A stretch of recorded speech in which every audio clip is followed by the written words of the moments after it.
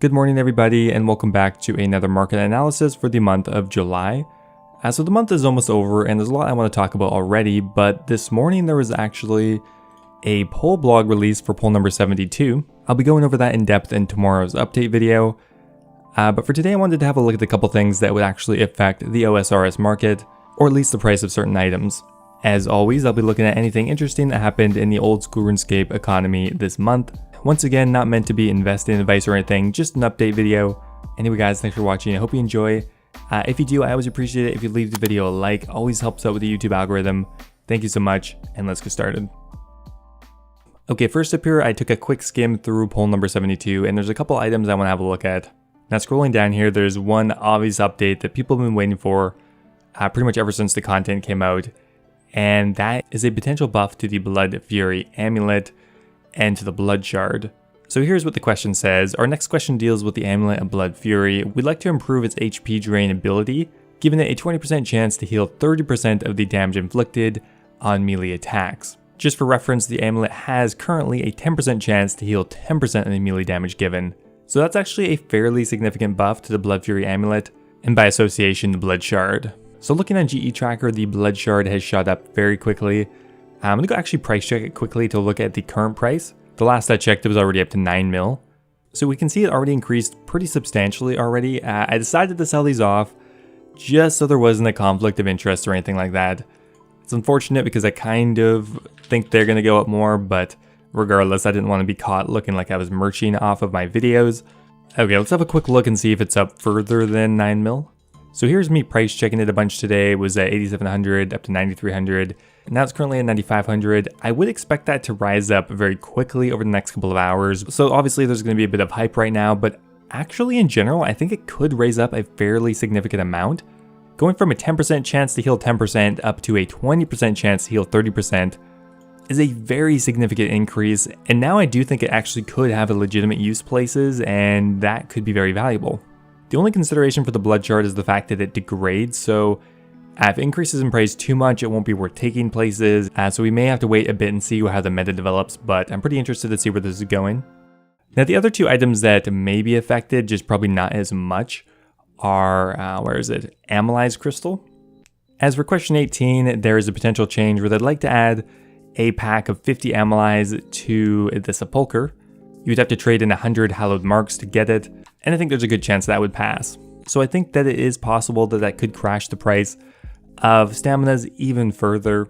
As a Sepulcher is 100% meta, a lot of people are going to be doing it for a long time, and there aren't really that many other good rewards for the hallowed marks. So pretty much all of that would get funneled onto Amylase, which would then reduce the price. And that was pretty much it. I guess there's one other minor thing that could be affected, and that is Seaweed and Seaweed Spores. They're looking to add them to the Master Farmer's drop table, which would probably immediately tank the price because Seaweed Spores are already really rare and they still don't have that much value. So to add them to any conventional drop table, these are going to just tank in price.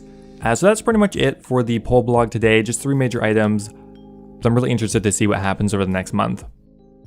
Okay, so now moving on here, there have been a couple of updates in July that have had pretty significant effects on certain items, or potential updates at the very least. Now next up here we had Boss Slayer this month. Boss Slayer was an idea that was proposed for about 2 weeks before getting shut down.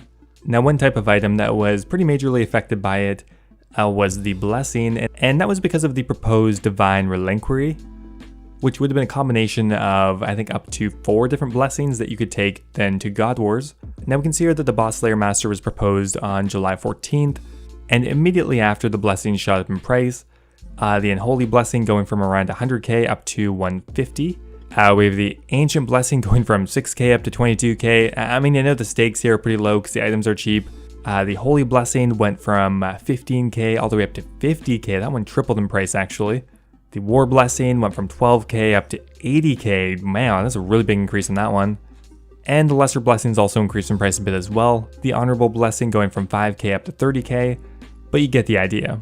Moving on here, we have Justiciar, and this is an item that has been, I think, greatly affected by the new death mechanics, which inadvertently was somewhat of a nerf to Rune Dragons. The reason being that Rune Dragons are often killed with an alt account, which means you're not paying that much attention, which means there is a fairly good chance of death. Not super often, but enough to really reduce the profit Rune Dragon alts, and a very popular method to kill Rune Dragons is with just this year. Now over the last quarter, the helmet alone has fallen about 10 mil, and the Chestguard has dropped nearly in half actually, so a pretty significant decrease on just this year. Now continuing on with the train of new items, I wanted to have another look at the Ring of Endurance, because I'm still very impressed that the Ring of Endurance still has such a high price. The item is extremely useful, there's no denying that, and the rarity of the item I guess is just enough to keep the price up, and I guess the requirement to get it is very high, being 92 agility. That is an extremely high requirement that cuts out probably 95% of the player base. I think it's a good sign that when the major unique from new content retains value and the content seems well balanced, overall I would say the update was a huge success. Now something else I found kind of interesting this month is we got information on when the next league is going to be announced, which means the next league is coming pretty soon. Now what's interesting to me is that the two major rewards from the Twisted League actually are continuing to increase in price. It is true the blueprints did drop quite a bit at the beginning of July, but they're continuing to go up. And look at the Twisted Horn that's gone from 12 mil now up to 24 mil and continues to increase, even though we have word of when the next league is released. So I remember when these came out, I made a big shtick about how I made an investment in it. Would it have been a good idea? The answer is no. And the final somewhat miscellaneous item I'm going to look at here is Nail Beast Nails. Now this also kind of confuses me because I know I personally made a video on this item showing people how to farm them, and what happens, it actually increases in price. So that's another kind of confusing thing that happened this week. Literally no clue why that happened. In almost every other case where a YouTuber or content creator makes a video like the one I did, things often decrease in price because more people are farming it. In this case, the opposite happened, so whatever, everything's out the window this month. Now very frequently I like to have a look at the bot farm index on GE Tracker, and instead of going into the individual items, I kind of wanted to have a look at more of a broad view of it today. Now once again we're looking at the bot farm index on GE Tracker. Now again, if you don't remember, an index tracks a ton of different items in a similar category. In this example, it's heavily botted items. It includes things like green dragon hides, dragon bones, runes, bars, stuff like that. Now often whenever there are big price changes in this category, people will often blame stuff like Twitch Prime, big bot farms being set up, ban waves, and stuff like that. Now, I'm not denying that that is definitely a pretty massive factor. Now, but I think another pretty interesting theory boils down straight to player counts. Now, I just want to show you the two graphs side by side. Now, first up here we have the bot farm index tracking the price of heavily botted items, and here are the OSRS player counts for a very similar time frame. This section here is both about 2 years, and this is about 2 years as well. We can see that the graph for player counts follows a pretty similar trend to the graph for the botting index. So I think this is a pretty good indication that the biggest factor by far, even trumping more minor things like the Twitch Prime and whatnot, just comes down to player counts. Now what looks to be happening is when we have higher player counts, the price of the botted items are also higher. When we have lower player counts, the price of botted items tends to go down. And I think this boils down to the fact that the amount of botters and botting accounts in the game is going to stay pretty static even when we get a massive surge of new players. This surge of new players is most likely not going to include that many new botters.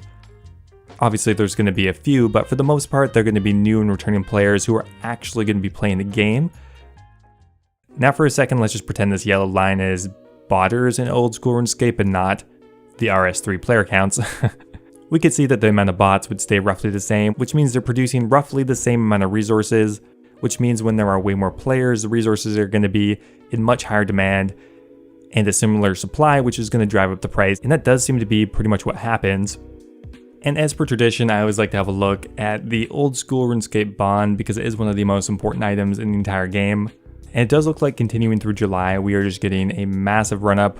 I would expect probably a couple dips before now in December, but it seemed to be proven with the influx of new players. A lot of those players were buying bonds and selling them into the economy, which is reducing the price. But now that those players are going back to work, some of the more casual and temporary players are leaving. Most likely bonds are going to continue to increase. And as we get closer to December, that always ramps up anyway. So if you want to get a bond now, I would probably purchase it soon. Anyway guys, that is going to be it for today's market analysis video. If you have anything else that you want to discuss or you think I missed, leave a comment down below. Anyway guys, thanks for watching. I hope you guys enjoyed it. Before I go, I just want to give a special thank you to Heathen Lock Games and the rest of my YouTube members over on YouTube. I really do appreciate your support. If you are looking for another way to support the channel, becoming a YouTube member is an excellent way to do it, and by doing so you'll unlock a couple of different perks, including a custom role in my Discord channel, access to my video release schedule, and being mentioned in my YouTube videos. Anyway guys, thanks for watching, and I'll see you next time.